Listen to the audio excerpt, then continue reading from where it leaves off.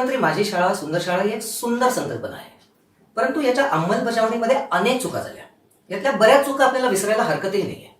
परंतु विजेत्या शाळा निवडण्याच्या मूल्यांकनामध्ये चुका, त्याही गुणांकन गोपनीय ठेवून चुकीच्या शाळा निवडल्या जाणं, हे म्हणजे हजारो शाळा, लाखो शिक्षक आणि विद्यार्थ्यांनी ज्यांनी मेहनत घेतली आहे त्यांची चेष्टा करून फसवणूक केल्यासारखं झालं. या उपक्रमात प्रोजेक्ट लेट्स चेंज स्वच्छता मॉनिटरला सर्वाधिक महत्व, 10 गुणांचे महत्व दिले गेले. हा प्रकल्प म्हणजे चुका दर्शावून देऊन दुरुस्त करण्याची, विनंती करण्याची सवय विद्यार्थ्यांना होण्याचा उपक्रम आहे.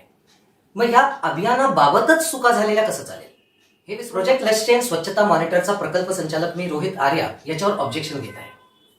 सर्व शाळांना दिलेले गुण सर्व स्तरांवरील जाहीर झाले पाहिजेत. जाहीर झाल्यावर त्याचा कंपॅरिझन व्हायला पाहिजे आणि चुकीच्या शाळा निवडल्या गेल्याचं आढळल्यास योग्य शाळांची निवड करून त्यांना देखील सन्मानित करून किमान जाहीर सर्टिफिकेट्स देण्यात यावी. त्यांचं नाव विजेत्यांच्या यादीत ऍड केलं जावं. हे बरोबर वाटत असेल तर तुम्ही देखील माझ्या या प्रयत्नांमध्ये सामील व्हा. आपल्याला करायचं एकच आहे, माननीय मुख्यमंत्री आणि शालेय शिक्षण मंत्री महोदयांना पत्राद्वारे झालेल्या चुका आपण दर्शावून द्यायच्या आणि गुणांकन जाहीर करण्यासाठी विनंती करायची. विनंती करताना ही पत्र डायरेक्टली मंत्रालयात किंवा कोणत्याही अधिकाऱ्यांना देऊ नका. ती त्यांच्यापर्यंत पोहोचतील याची काही गॅरंटी नाही.